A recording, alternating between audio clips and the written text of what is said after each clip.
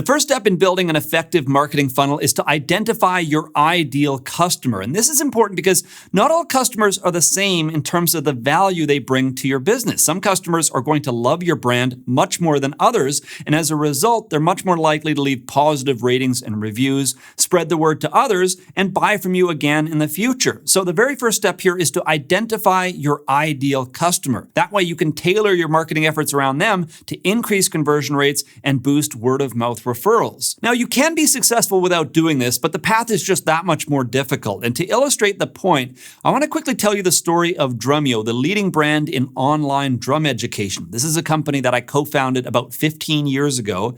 And at the time, my co-founder and I were in our mid-20s, and we blindly assumed that our ideal customer was someone like ourselves, somewhere in the age range of 18 to 25. They went online because they're interested in learning how to play the drums. Now, at the time, we were shipping out physical products. So typically someone would click an ad on Google, they'd visit our website. If they bought, we would ship them out a physical box set of DVDs and CDs with training videos and play-along songs and things like that. But we didn't have a lot of direct customer contact. They would simply buy our product and we would ship it off to them. And at the time, we didn't really understand the value of identifying our ideal customer. And we had just blindly assumed that we already knew who our best customer was. Embarrassingly enough, it took us 2 to 3 years to eventually realize that our ideal customer was between the ages of 40 and 65. And the narrative that started to emerge is that typically they either just retired or their youngest child just moved out and they had a spare room in the house for the first time in a while. And it was time to get back into a hobby from their youth or to pursue a new hobby for the very first time. And oftentimes they had money, they had time, oftentimes they actually had a lot of expensive drum and music equipment, and they were just looking for training videos to improve their skills and to be able to play along to some of their favorite songs. Once we actually realized who our ideal customer was, it had a profound impact on almost everything in the business. Of course, the marketing started to change a lot. The imagery we would feature on our websites had to change. The testimonials that we would choose to feature started to change because, of course, we wanted to choose students that we knew were more relatable to our ideal customer. And even the instructors that we started to use for future lessons started to change because, again, we wanted the instructors themselves to be more relatable. So once we actually understood who it was that was benefiting most from our product, almost everything in the business started to shift to better match their needs and their interests. Now, a common marketing mistake is trying to appeal to every potential customer of the product. And the idea here is that if you have more potential customers, then you will have more sales. But the issue with this strategy is that the world is a very noisy place and people are inundated with all kinds of products and services that may or may not be relevant to them. And just because you might be able to benefit from a product or service doesn't mean you're necessarily going to buy it. In fact, people reject all kinds of products that might be able to create value in their lives. So the issue here is by creating a generic marketing message that is intending to appeal to everybody, you really fail to convert almost anybody. Everybody just sees this as a generic product and they'd rather spend their money on things that are more custom tailored to them or much more tuned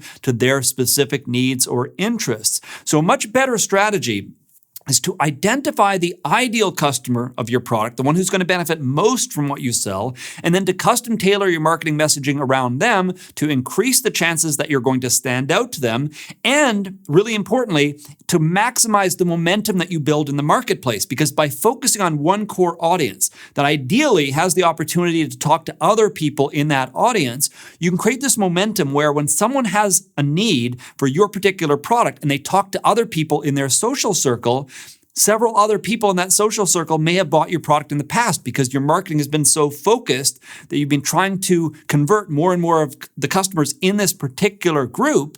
And so as a result, when someone has an issue and they start to talk to friends and family about that issue, they universally get recommended one particular product or service. And if that is your product, you're far more likely to convert the sale.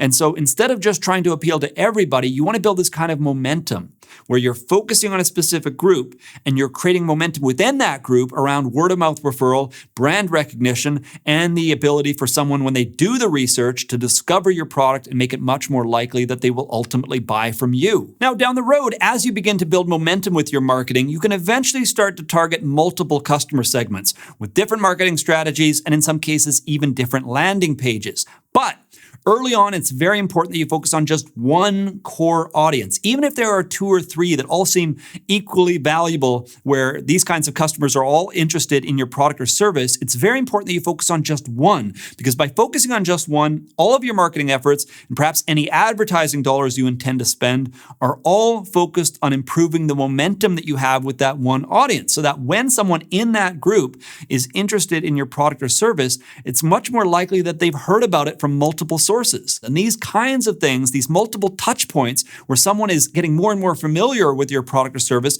make it considerably more likely they will eventually buy from you. And ironically, it's this strategy of starting with one core audience that eventually allows you to reach a much larger, broad mainstream audience. Because by building momentum with one core audience and by using the power of word of mouth referral, eventually more and more people hear about your product, and because word of mouth referral is so powerful, they can be influenced to buy their product even if it isn't perfectly suited to them. They might hear about it, they might get a recommendation from someone who absolutely loved it, and because it's useful enough to them, they might end up buying. So ironically, this strategy of focusing on one core audience allows you to reach that broad mainstream audience. But if you were to start by trying to reach a broad audience, you never really build this momentum, you don't really convert many customers, and you never really get the power of word of mouth referral working in your favor. Now, when it comes to identifying your best customers, the process is really going to be based on the current state of your business. So for example, if you already have a successful business with many paying customers, you want to start to look for commonalities between your best paying customers, the ones that most easily buy your product or service, the ones that you don't really need to sell very hard, the ones that keep coming back for more, or the ones that tend to leave positive ratings and reviews. You want to study these kinds of customers and get a better understanding for what they tend to have in common. Now, if you don't yet have many customers to your business, what you want to do instead is focus on the kind of product or service that people who buy your product might also buy. So if someone was to buy your product right now, what other things are they likely to want to buy or purchase?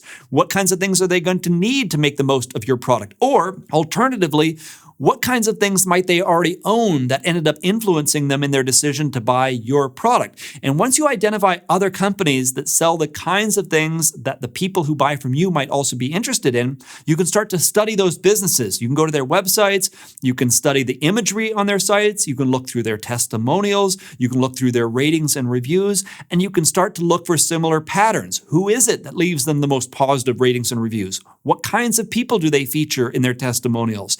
And even though this isn't perfect data, you can start to form a basic hypothesis about the kind of person who is likely going to be interested in your product or your service. And one last category, going back to the example at the beginning of this video, is a business that already has many customers, but perhaps doesn't have direct contact with those customers. And if you're in this situation, the best thing that you can do is to open direct dialogue with your customers. Start to identify the kinds of people that tend to buy from you more often or tend to leave you positive ratings and reviews, and get in touch with them and learn as much as possible about them so that you can start to identify the common traits that they have that might help you get a better understanding of who is your ideal customer. Now, as you go through this process, you might end up identifying 2 or more groups that seem to be very promising. And in that case, you want to ask yourself questions like, which group is easiest to sell to? Which group can most afford your product or your service? And which group is likely to engage in word-of-mouth referral? Just because someone is interested in buying your product doesn't necessarily mean that they're in regular contact with other people that might also be interested in your product. So given the 2 options, you want to select a group that is more likely to have the opportunity to influence other members of their group, whether that's through in-person communication or online communication. You're looking for a group that has the opportunity to help spread positive messages about your product or your service amongst themselves. Now, as you go through this process to identify your ideal customer, or as you put together a hypothesis for who might be your ideal customer, it's time to create a customer avatar. This is your assignment for the first step in the marketing funnel series. So take out a sheet of paper or start a document on your computer. And across the very top, you want to create a fictional name that is to represent your ideal customer. Now, typically, I would base this on the first name of one known customer and the last name of another known customer. But you want to put that across the top of the page, and then you want to bring this person to life by detailing specifics about their lives. Things like their age, their gender, their marital status, career, income level, hobbies, interests, even things like what websites they visit, what books they read, what other products they buy, what communities they participate in, and you want to consider things like what caused them to seek out your product, what problem are they wanting to solve, and how did they hear about your product. I've created a simple template that you can use as you work through this process, and you can find the link to that down in the video description box. But the idea here is to treat this like a real person, where you're detailing specifics about their lives, and ideally you're basing those specifics on things that you know about your real customers. So you're not just making things up, you're doing your best to actually understand what your ideal customers are like, and then you're detailing one person, one customer avatar that represents this group, so that when you're putting together your marketing strategy or working on landing pages or sales emails or advertisements, you have this document that details who it is that you're ultimately trying to serve. And even if it's not perfect, even if it's a work in progress, you at least have something to base your marketing messaging around, and you can continually improve this in the future. Next up, we're going to talk about how to create an effective marketing message. So click the like button, subscribe to the channel, and then continue on to the next step. You can find a link to it right here in the video player, as well as down below in the video description text.